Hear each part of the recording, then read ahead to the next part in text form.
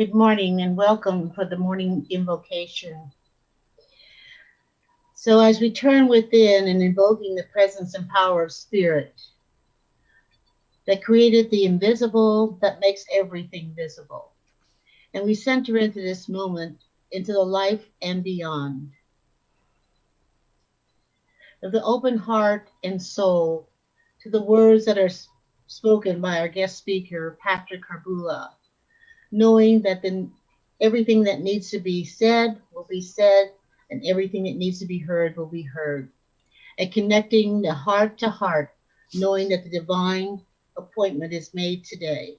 As we speak this truth, we recognize that as our individual lives, we are all connected and interconnected as one. So if you agree with this statement, and together we can say, and so it is. Amen.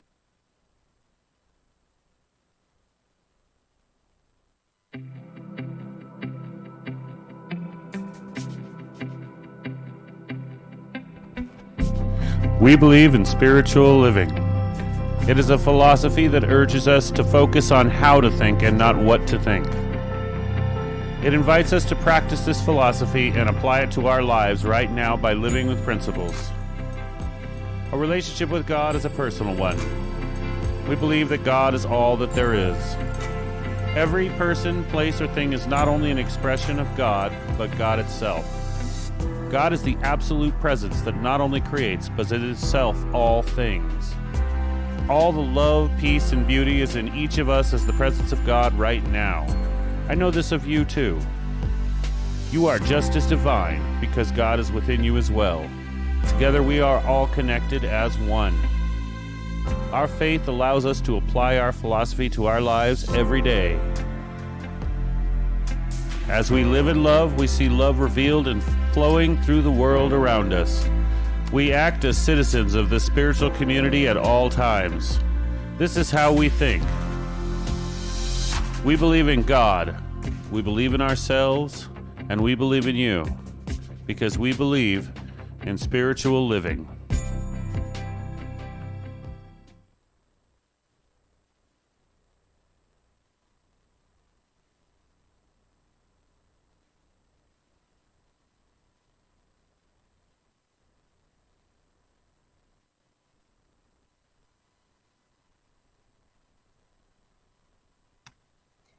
Okay, looks like we're ready to go.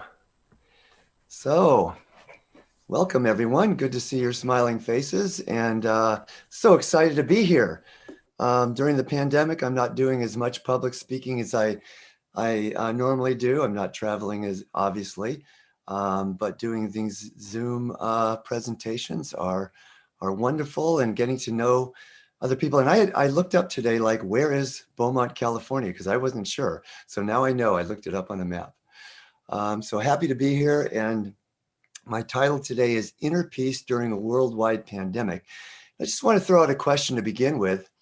How many people here, by a show of hands, and I'm just going to scroll over so I can get a sense, have been challenged by this pandemic in some way?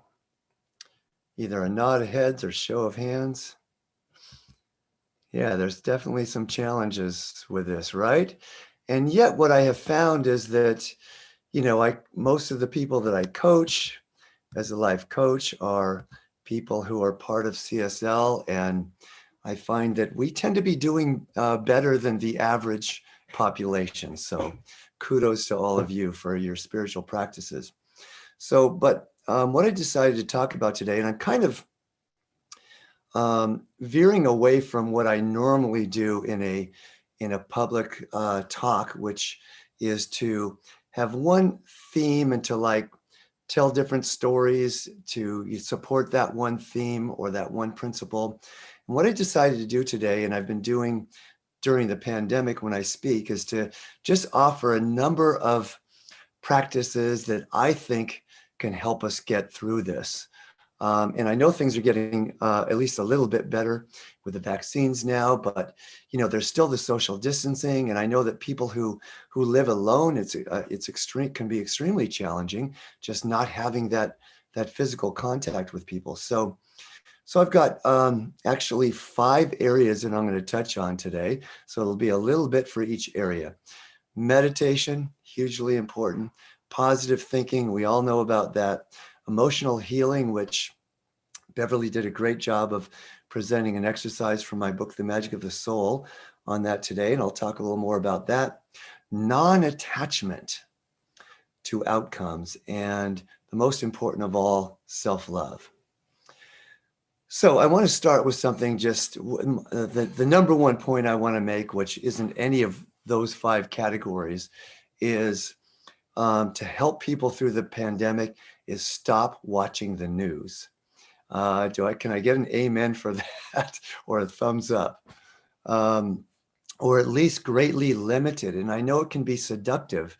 I know that you can get, but the thing about the news is, it is always programmed to make things look as bad as they possibly can, because that's what sells news stories, right?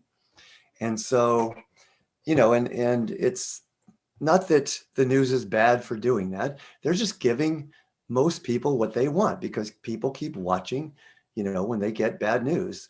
So I looked it up yesterday when I was thinking about this. Goodnewsnetwork.org is a news station that you can find online, and it's all positive news. And I might even I wasn't sure if I do this or not, but I'm going to share screen and just show you a couple of the headlines on this station. Oh, let's see. Robert, you were going to make me host so I could. Adrian, yeah, I'll get that done right now. Sorry about that. All right, so we'll do that in a second. So focusing on good news rather than negative news, right? And so let's see, I think I can do that now. Share screen. All right, good news. Click. All right, so here you can all see this now, right? And here's some of the headlines. Tricking coronavirus with a fake handshake. Scientists develop peptides that could inactivate COVID. This week's inspiring horoscopes. Pandemic has created a generation of school children more interested in STEM careers than ever. So, and if we had time, I'd love to, maybe we can do this in the play shop today, is hear about some of the positive things that have come out of COVID for people. But this is my favorite one. Ancient DNA shows cats domesticated themselves. Why are we not surprised? I love cats. Okay. So let's talk about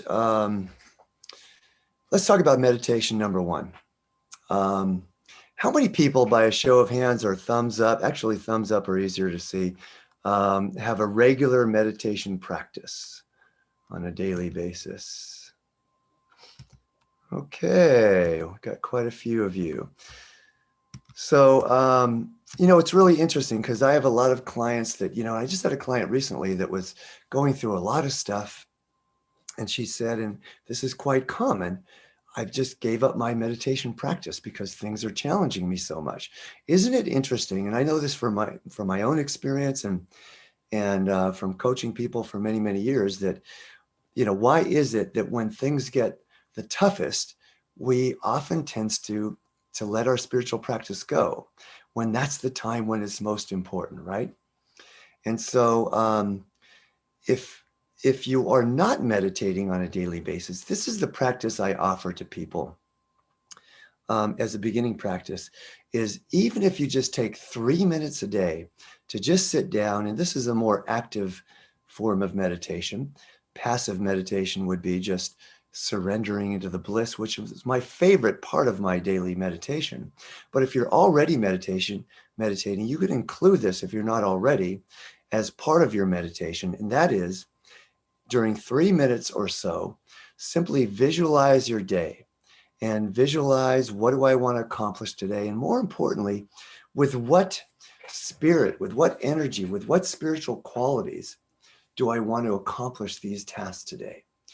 And I guarantee you, your day is going to be better than if you don't, right?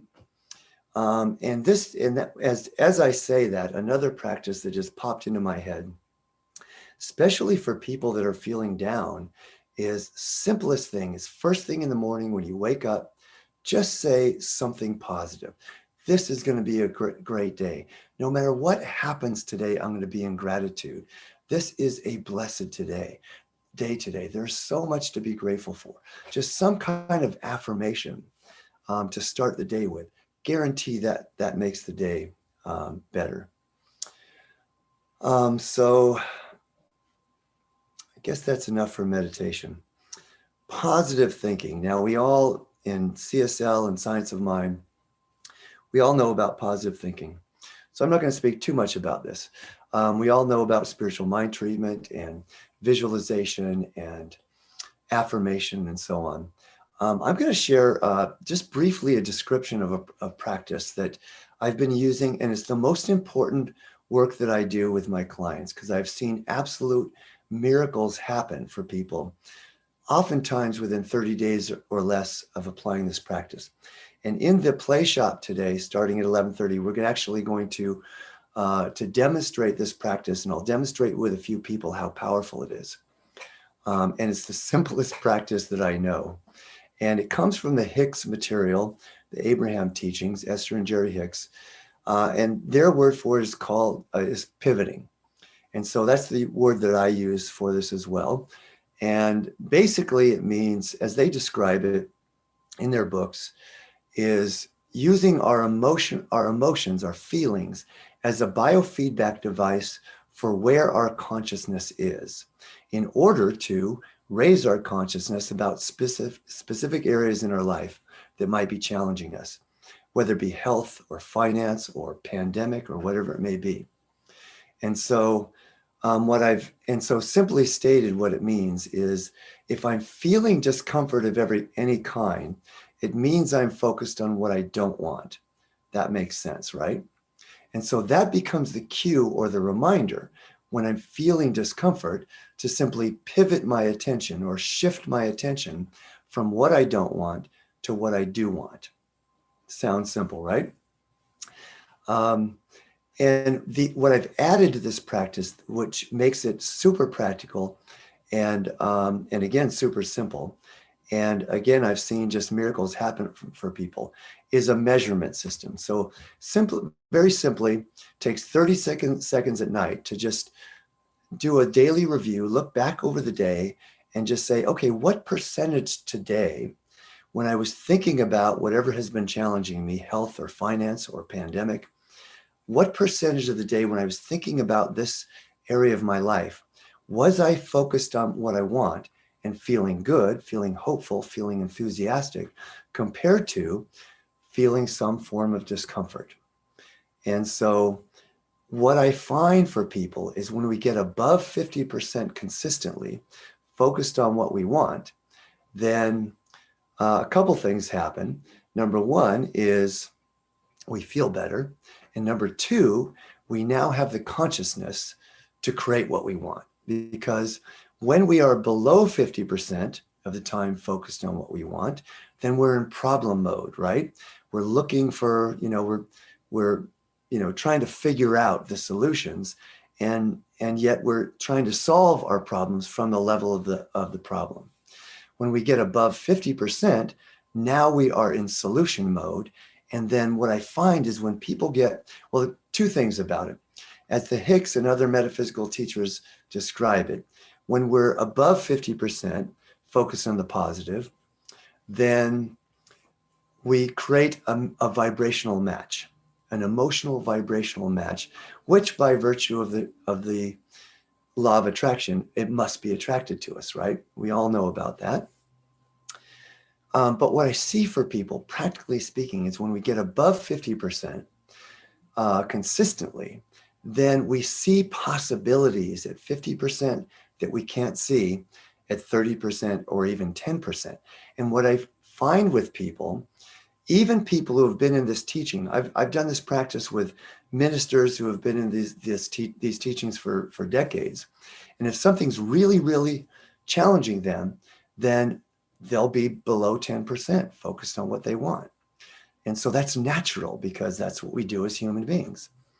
And then when we do this process, and I ask them, what percentage of the time have you been focused on what you want in this area? And they say, oh, it's below 10%. They'll say, wow, I know these teachings. I understand these principles backwards and forwards, but I was not aware of where my attention was, where my consciousness was. So it's the measuring it on a daily basis that makes it very, very practical in seeing and in being consistently aware about where our consciousness is. So again, in the play shop today, we're going to do a lot more experimentation and practical application of this. So emotional healing, this is what I want to focus a lot on because,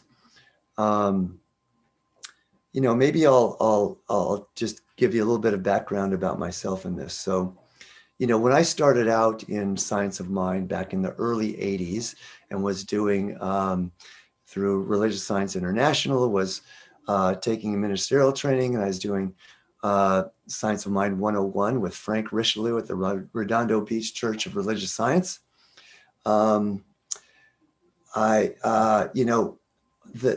teaching then was all about science of mind. It was all about the mind and not about feelings at all. Nowadays we see, because I think, science of mind has evolved. The beauty of new thought is it's constantly growing, right?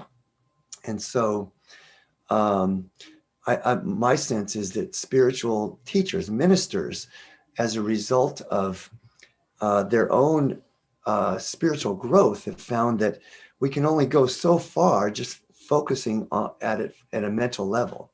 And ultimately we must, as Carl Jung describes it, go deep down into the well, into the shadow, into our deeper emotional natures in order to heal at a deep level. And so that was my experience is I went through 5 years of ministerial training. And at the end of it, at that time, because there weren't a lot of techniques in Science of Mind for dealing with emotions. And thankfully that has evolved. And in fact, I think one of the main reasons that my book, The Magic of the Soul, has been adopted and is now a core curriculum for Centers for Spiritual Living is because it offers practices and exercises both from Science of Mind, New Thought, and from spiritual psychology, which I trained in for 4 years as well. So that's what happened for me is at the end of my ministerial training, I realized, wow, I've got all this repressed emotion that I don't know how to deal with. I don't have any tools from that and for that. And that's when I got into spiritual psychology, which allowed me to heal at a deep emotional level. And so combining these techniques from New Thought and spiritual psychology is a powerful combination. And so I want to share with you some of the practices for emotional healing. And Beverly did a beautiful job of sharing one of the exercises in my book. And it starts out, I'll tell you the way it's described in the book, and then you can adapt it in many ways. So this is the exercise that I developed for myself when I was, because I had a lot of repressed emotion from my childhood that I hadn't dealt with, that in my teens I had used drugs to escape from. And in my 20s, when I finally started to heal through Science of Mind, but through spiritual psychology and other cathartic release processes, which I'll share with you, the deeper healing began to occur. And so the practice I developed for myself, which came from a process called body electronics. I won't go into that practice because it would take too long, but how I developed it or modified it for myself is, and this is the exercise in the book, is to go to a secluded place. And I would go to like a park early in the morning and I would just run as fast as I could. And then I'd lie down on the ground and just open my arms to the sun, or even if it was cloudy, knowing that the sun is there.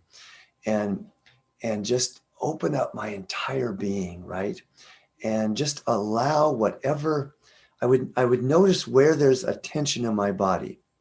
And then I would press that area. This is the practice that came out of body electronics. So, if it was sadness or pain, it might be in my solar plexus, or oftentimes people have tension in their gut or their throat or even in the head. And I would just press on those areas and then allow the sound to come out, whether it be crying, whether it be screaming, whether it be laughter would often come, and you cycle through these various feelings. When I do retreats, and I've been doing them for the last several years on Catalina Island, I'll sometimes do this exercise where people will run on the beach and they'll do it with a partner, and the partner then will, with permission, press those areas on the body to help facilitate that. And again, and just encourage the sound to come out. And so I would do that for 2 or 3 times a week for a couple of years to fully get that emotion out. Now, how you can modify this for yourself, you don't have to do the running, but I find that doing some kind of physical exercise to get the heart pumping, to get the blood moving, and what happens when we do some physical exercise is then it just reduces the our natural defenses. And so then we become more vulnerable.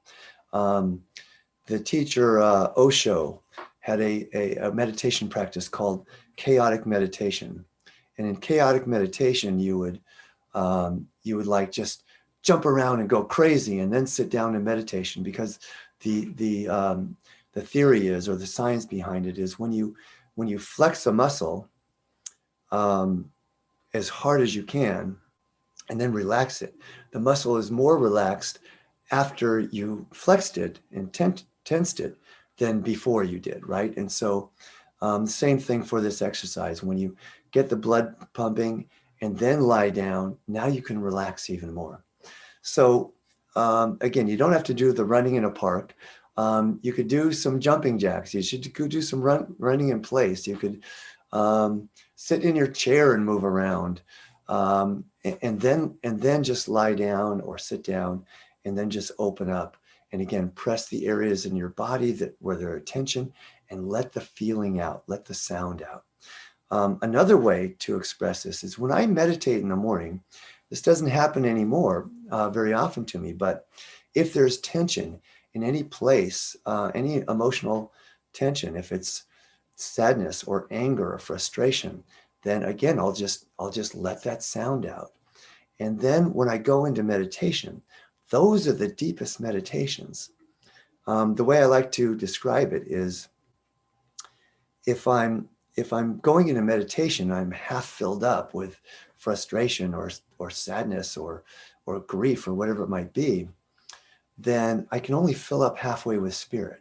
But if I let out the emotion, if I release it, then now I'm an empty vessel that can be filled 100% with spirit. Does that make sense?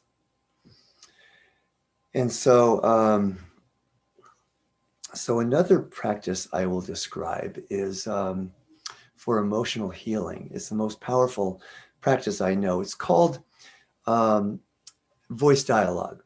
And I'm just going to give you the basis about it. And it's something you can go to my website, or if any one of you wants, I will offer, I don't always offer this when I speak because I don't always have time to do this, but I'm going to offer a complimentary coaching session to anyone that just contact me through. You can look up my name on social media or my website. You can find easily, because I'm the only person in the world with my name, Patrick Harbula, which is really helpful with social media these days.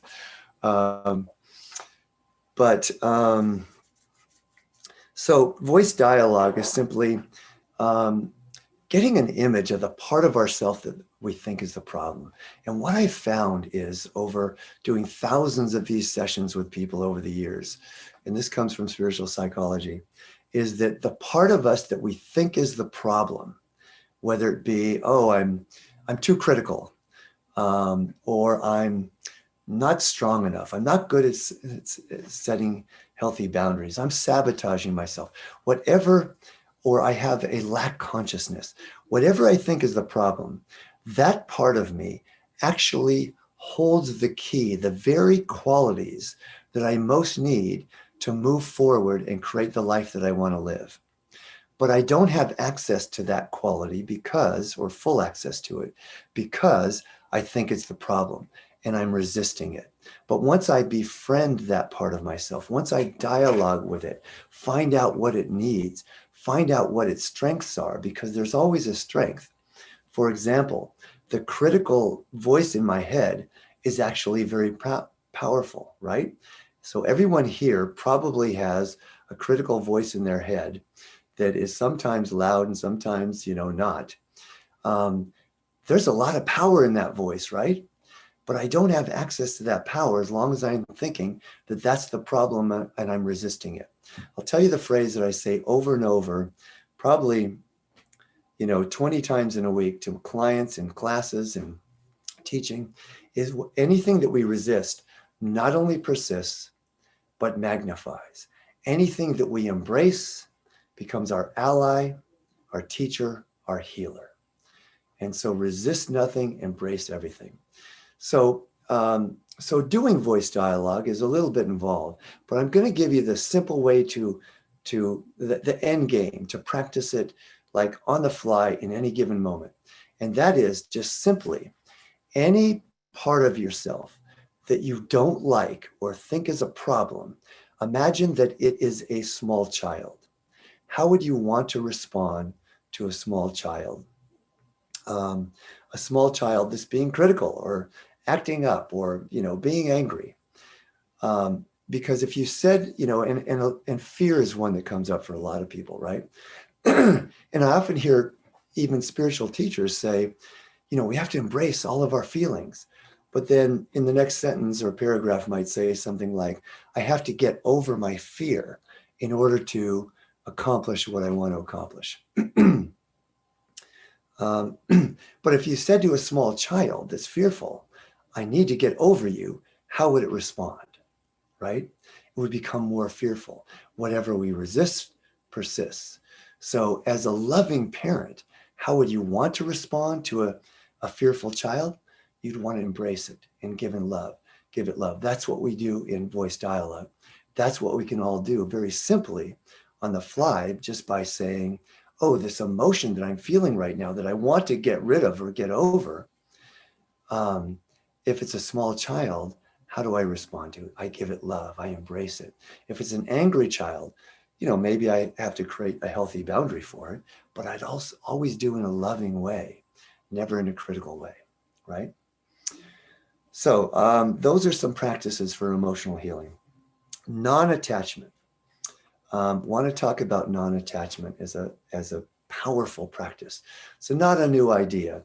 A dude named Siddhartha Gautama, a few centuries ago, better known as the Buddha, talked about this a little bit. So it's not a new idea, but it's simply giving up attachment. In the Magic of the Soul, I talk about the most powerful consciousness for manifesting anything we want is to be clear about what we want, to speak our affirmation into the universal presence, and at the same time to be non-attached to how, when, or if it shows up. Because if we have whatever degree of attachment we have to a result, there's going to be some kind of fear that it won't happen. And so that fear is putting negative energy into what we don't want. And I'm going to share a screen and show you a couple slides to illustrate this. And I think I've got a couple funny slides that I just put in this morning just to lighten things up a bit here. So let's see, share screen. I'm going to go to my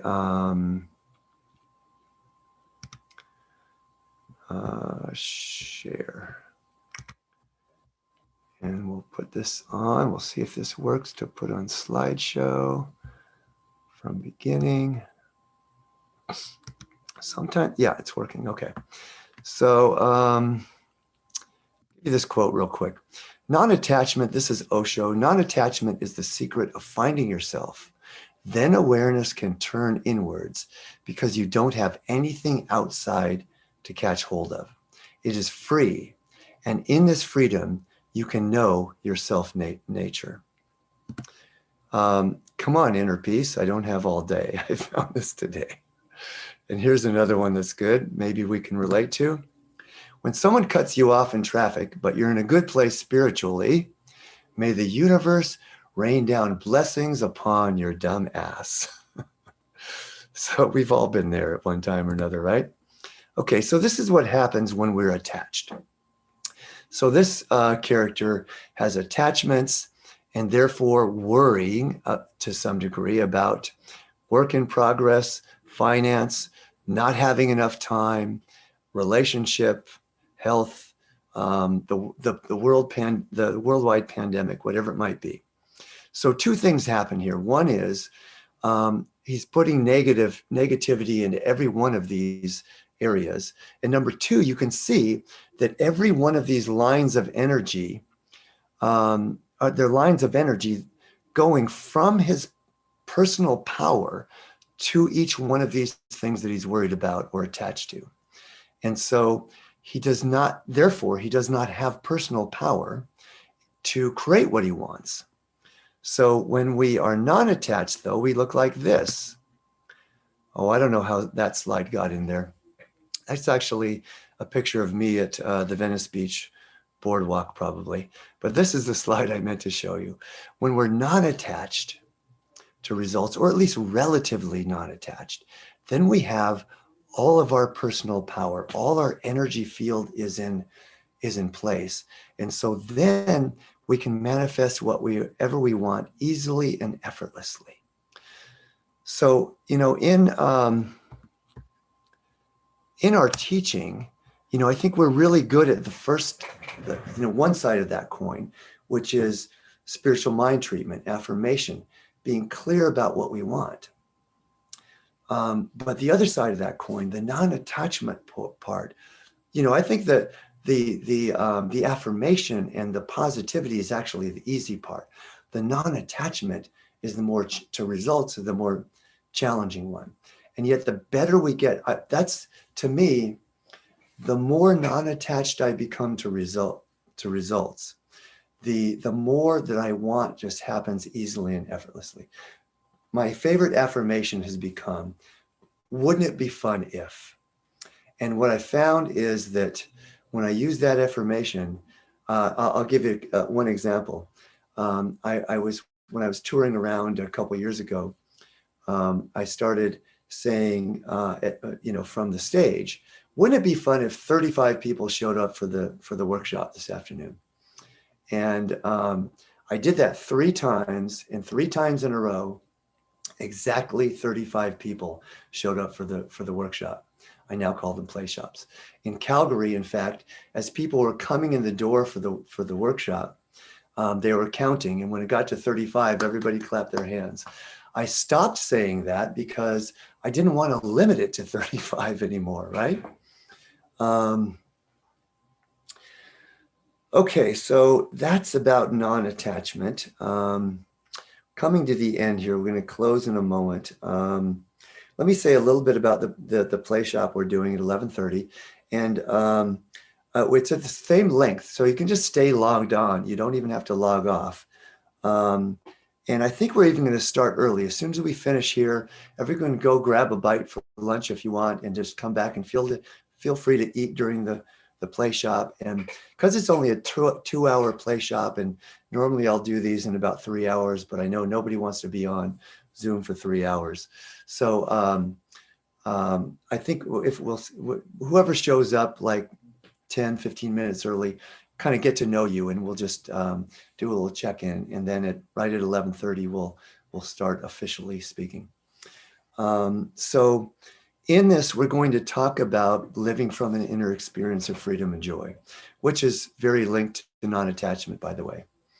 And so the more that I find that this is my main practice in life, is to live from an inner experience of freedom and joy, then the more everything else just comes into alignment. And so we're going to do some practice to help to really embody this inner experience of freedom and joy, and then see how we can apply that practically by committing to doing things in life that actually bring us the most joy. So we're going to talk a lot more about that. And as I said, we're going to practice this practice of pivoting as well. So I hope you show up, because we're going to have a lot of fun. We're going to tell some jokes, by the way, because it's all about joy. And also an interesting thing about this play shop, well, I won't go into that. We don't have time, but you'll find out when you show up. I will say this about it, though. Doing what brings us the most joy is the most powerful demonstration of self-love. And I said I'd talk about self-love. And self-love is, I think, the most important practice that we can do. And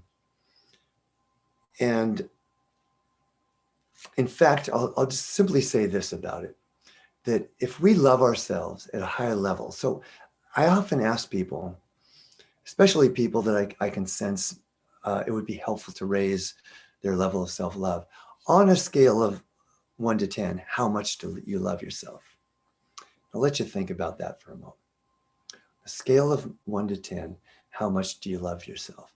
One way to assess that is when you make a mistake, does that voice in your head say, that's okay, you're doing the best you can, you're amazing, you're learning from this? Or does it say, you idiot, or something in between, right? So if on a scale of 1 to 10, if it's lower than 10, then obviously there's room for improvement. If it's 5 or lower, then it's the most important work that you can do, is to raise those numbers. So I'm going to tell you a quick story and then say one more thing about self-love, and then we'll be done for the service. So Vivian King, my spiritual psychology teacher, she was in an accident, hit by a drunk driver, became a quadriplegic. And I got wind of this and went to visit her at the hospital. This was years after our spiritual psychology had ended. And she was in a coma, by the way, for 6 weeks. And her head had swollen to the size of a basketball. She had brainstem damage, and so she became a quadriplegic and lost the use of her voice. And so when I visited her in Long Beach in the hospital, she had been shipped from Texas, and they were deciding where she'd go next for her rehabilitation. And I just happened to show up on that very day. And I said, well, if she moves to there were one of 2 places, it's going to be San Fernando Valley or Orange County. I said, if she ends up in the San Fernando Valley, I can come and help out and visit her, because that's where I live. Well, they didn't know exactly where I live, but the next week she ended up in a rehab place 2 blocks from where I live.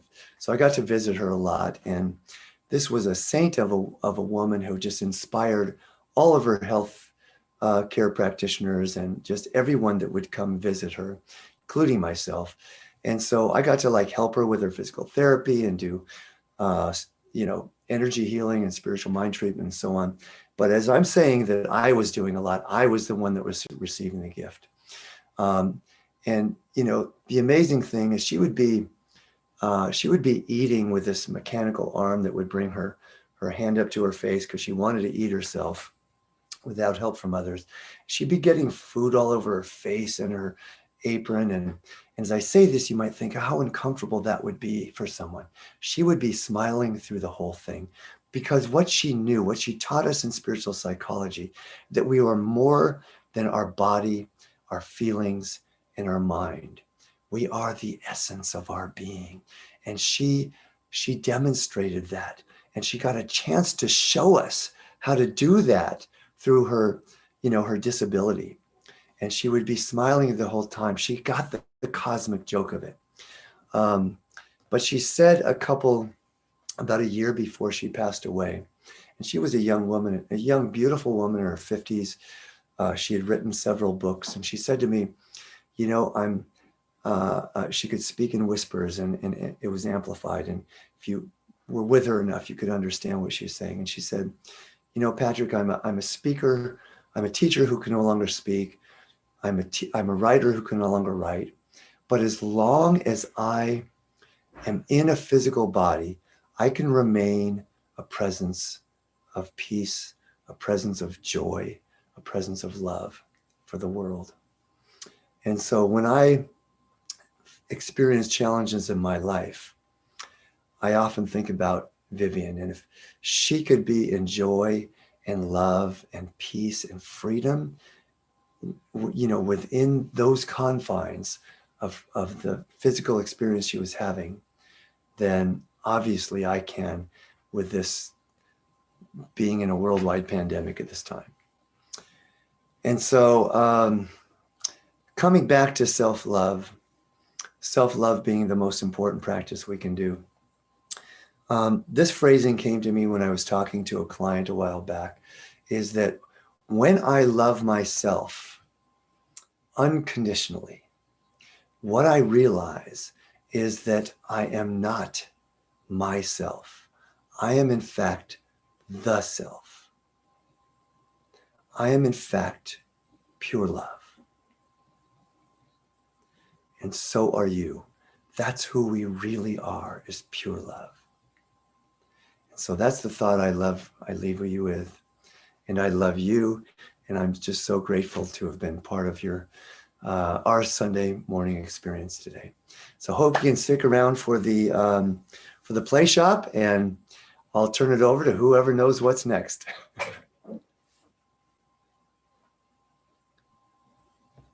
Adrian, are you with us?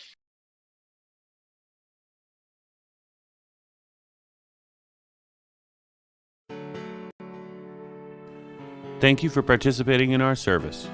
You can do online giving by texting GIVE to 951-420-6909. You can visit our website at cslbeaumont.org and click the donate button at the bottom or the top of the screen.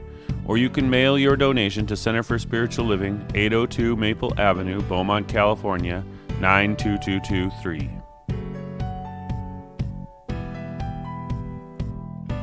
If you enjoyed this service and are watching on YouTube or Facebook, please like and share this video and add a comment on it. If you haven't already on YouTube, please subscribe to our channel and hit the little notification bell to be updated when we post new content. For those on Zoom, visit our Facebook page to comment and share to help spread this message.